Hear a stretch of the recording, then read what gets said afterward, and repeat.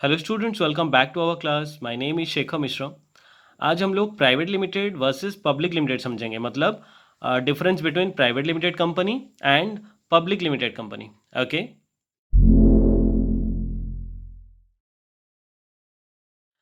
तो private limited company का पहला पॉइंट है नंबर ऑफ मेंबर्स।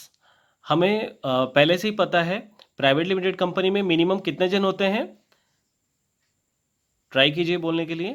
हमें पहले से ही पता है प्राइवेट लिमिटेड कंपनी को शुरू करने के लिए हमें मिनिमम 2 जन की ज़रूरत होती है, minimum two two persons. Okay, जबकि पब्लिक लिमिटेड कंपनी को शुरू करने के लिए हमें मिनिमम 7 पर्सनस की ज़रूरत होती है, 7 लोग चाहिए हमें पब्लिक लिमिटेड कंपनी को शुरू करने के लिए। यहाँ पे लिखा भी है 7 पर्सनस। ओके, हमारा सेकेंड पॉइंट है commencement of business. Commencement of business मतलब क्या है? प्राइवेट लिमिटेड कंपनी को हम लोग कैसे शुरू कर सकते हैं? The business can be started only after getting certificate of commencement. Certificate of commencement कैसे मिलता है? जब एक कंपनी आरओसी के पास जाके खुद को रजिस्टर करता है। ROC, register of company. जब एक कंपनी आरओसी के पास जाके खुद को रजिस्टर करता है तब उसे सर्टिफिकेट ऑफ कमेंसमेंट मिलता है। उसके बाद ही वो अपना जो वर्किंग्स है, वो जो अपना काम है उसको शुरू कर सकता है। लेकिन पहले से क्या लिखा हुआ है? Earlier it could start work after incorporation. तो पहले से जब वो इनकॉर्पोरेट हो जाता था उसके बाद से ही काम करना शुरू कर देता था। कौन? Private company. लेकिन अब वो सर्टिफिकेट ऑफ कमेंसमेंट उसे मिलने के बाद ही वो काम शुरू कर सकता है। ओके, तो पब्लिक लिमिटेड कंपनी में क्या होता है? इसमें पेपर वर्क थोड़ा ज़्यादा होता है, तो कंपलसरीली इसे सर्टिफिकेट ऑफ कमेंसमेंट मिलने के बाद ही ये काम शुरू करता होगा। तो देख लेते हैं क्या लिखा हुआ है। The business can be started only after getting the certificate of commencement. वो कहाँ से मिलेगा? आरओसी के पास से मिलेगा। Okay, of business. This certificate is issued only when minimum number of shares have been subscribed by the public. तो minimum number of shares, तो ये आप लोग बताइए मिनिमम इसका शेयर कैपिटल कितना होता है? पब्लिक लिमिटेड कंपनी का मिनिमम शेयर कैपिटल 5 लाख का होता है, 5 लाख।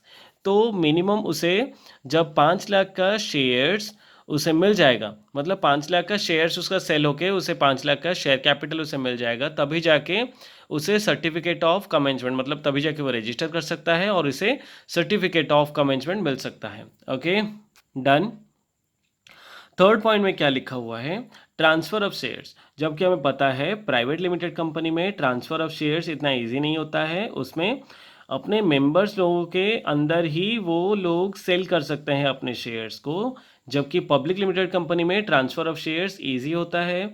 वो किसी को भी चाहे तो अपना शेयर ट्रांसफ़र कर सकते हैं। फोर्थ पॉइंट है इशू ऑफ प्रोस्पेक्टस। प्रोस्पेक्टस क्या होता है? हम लोग जब शेयर इशू करते हैं तब हम लोग वो शेयर को प्रोस्पेक्टस के थ्रू ही सेल कर सकते हैं। इसके बारे में मैं आगे जाके समझा दूंगा कि प्रोस्पेक्टस क्या है।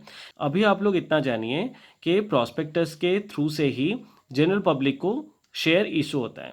तो प्राइवेट लिमिटेड कंपनी में क्या होता है? A private company can not issue a prospectus giving public invitation for purchase of its shares. तो प्रोस्पेक्टस क्या हो गया? पब्लिक इन्विटेशन, जनरल पब्लिक को शेयर लेने के लिए अगर हम लोग इन्वाइट करेंगे तभी हम लोग प्रॉस्पेक्टस इशू करेंगे। लेकिन प्राइवेट कंपनी जनरल पब्लिक को शेयर इशू करता ही नहीं है, इसलिए उसे प्रॉस्पेक्टस की जरूरत नहीं होती है। वहीं पब्लिक लिमिटेड कंपनी में क्या होता है?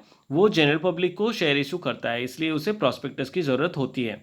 तो क्या होता है? A public company must issue a prospectus for inviting public for the purchase of its shares and debentures. Share हो या डिवेंचर हो, सेल करने के लिए उसे प्रॉस्पेक्टस को इशू करना पड़ेगा, जनरल पब्लिक को इनवाइट करना पड़ेगा उसका शेयर और डिवेंचर को परचेज करने के लिए। ओके, फिफ्थ पॉइंट में क्या है? Statutory meetings. A private company is not required to call a statutory meeting and to submit statutory report to the register of companies. इसको अपना स्टैट्यूटरी मीटिंग करना और उसे सबमिट करना किसके पास? आरओसी के पास कोई ज़रूरत नहीं है। वहीं पब्लिक लिमिटेड कंपनी में क्या लिखा हुआ है? A statutory meeting must be held with a prescribed period. इसका एक प्रेस्क्राइब्ड पीरियड है, इसका एक टाइम लिमिट है जिसके अंदर ही पब्लिक लिमिटेड कंपनी को मीटिंग करने की ज़रूरत होती है। A statutory report is also submitted to the ROC, register of companies. अपना जो भी रिपोर्ट्स हैं वो सब आरओसी के पास लेके जमा करेंगे। ओके, सिक्स पॉइंट है quorum for general meeting. Quorum के बारे में मैं पहले से आप लोगों को बता चुका हूं, तो इसमें क्या है, the quorum for a meeting of a private company is 2, मतलब मिनिमम 2 जन पर्सनली प्रेजेंट रहेंगे तब कोरम सेटिस्फाई हो जाएगा। तो quorum for a general meeting कितना है, 2। पब्लिक लिमिटेड कंपनी में कितना है, 5 members constitute the quorum. Quorum में कितना मेंबर रहने की जरूरत है, 5 मेंबर्स रहने की जरूरत है। ओके, तो 7 पॉइंट क्या है, प्राइवेट लिमिटेड कंपनी में नंबर ऑफ डायरेक्टर्स। हमें पहले से ही पता है नंबर ऑफ डायरेक्टर्स मिनिमम 2 जन चाहिए एक प्राइवेट लिमिटेड कंपनी को चलाने के लिए। एक प्राइवेट लिमिटेड कंपनी में बोर्ड ऑफ डायरेक्टर्स कितना चाहिए, 2 जन चाहिए। लेकिन पब्लिक लिमिटेड कंपनी में कितने जन चाहिए, अ मिनिमम ऑफ 3 डायरेक्टर्स। कितने जन चाहिए, minimum of 3 directors must be there and the names and address of the directors must be intimate to the register of companies ROC along with the memorandum of association। ये memorandum of association के बारे में मैं आप लोगों को नहीं समझाया हूँ, इसलिए इसको आप अभी के लिए छोड़ दीजिए। लेकिन बाकी कितना है डायरेक्टर्स, इसको कितना चाहिए, minimum of 3 directors must be there. और यहाँ पे क्या लिखा हुआ है, the names and address of the directors must be intimated to the register of companies along with the memorandum of association. Memorandum of association और जो डायरेक्टर्स हैं उन लोगों का नाम पता सारा सब कुछ हम लोगों को आरओसी के पास लेके सबमिट करना है। ओके, 8th पॉइंट दिया हुआ है फाइलिंग ऑफ डॉक्यूमेंट्स। तो फाइलिंग ऑफ डॉक्यूमेंट्स में क्या लिखा हुआ है, a private company did not send the list of directors their consent ETC to the register of companies. इसको अपने डायरेक्टर्स लोगों का कंसेंट या फिर लिस्ट ऑफ डायरेक्टर्स को आरओसी को देने की ज़रूरत नहीं होती है, लेकिन पब्लिक लिमिटेड कंपनी में होती है। तो क्या लिखा हुआ है, the list of directors their consent and a contract with them must be send to the ROC register of companies, right. 9th point में क्या दिया हुआ है, usage of the word limited. तो प्राइवेट लिमिटेड कंपनी में हम लोग क्या लिखते हैं, पीबीटी डॉट LTD डॉट, राइट। लेकिन पब्लिक लिमिटेड कंपनी में हम लोग लिमिटेड खाली लिखते हैं, मतलब LTD डॉट इतना लिखते हैं। Only the word limited is used with the name of a public company.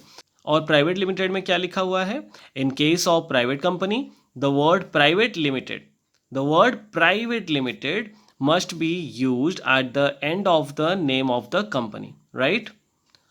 10th point में है paid up capital. Paid up capital क्या होता है, हम लोगों को पहले से ही पता है। प्राइवेट लिमिटेड कंपनी में आपके बुक में दिया हुआ है 1 लाख रुपीज़ का मिनिमम पेड अप कैपिटल होना चाहिए, जबकि पब्लिक लिमिटेड कंपनी में मिनिमम 5 लाख रुपीज़ का पेड अप शेयर कैपिटल होना चाहिए। इतना था टोटल डिफरेंस। इसके साथ आप लोगों को private limited company and public limited company के बारे में जो भी डाउट था, मेरे क्लासेस के बाद भी अगर कुछ डाउट था वो भी यहाँ पे क्लियर हो चुका होगा। ये क्लियर डिफरेंस दे दिया है पूरा का पूरा प्राइवेट लिमिटेड कंपनी और पब्लिक लिमिटेड कंपनी के अंदर। ओके, अगर इसके बाद भी कुछ डाउट रहता है तो प्लीज़ मुझे कॉमेंट बॉक्स में कमेंट करके इन्फॉर्म करना। मैं कोशिश करूंगा आपका वो सब डाउट भी क्लियर करने के लिए। ओके, हम लोग अपने नेक्स्ट वीडियो में नेक्स्ट टॉपिक के साथ मिलते हैं। Take care, bye.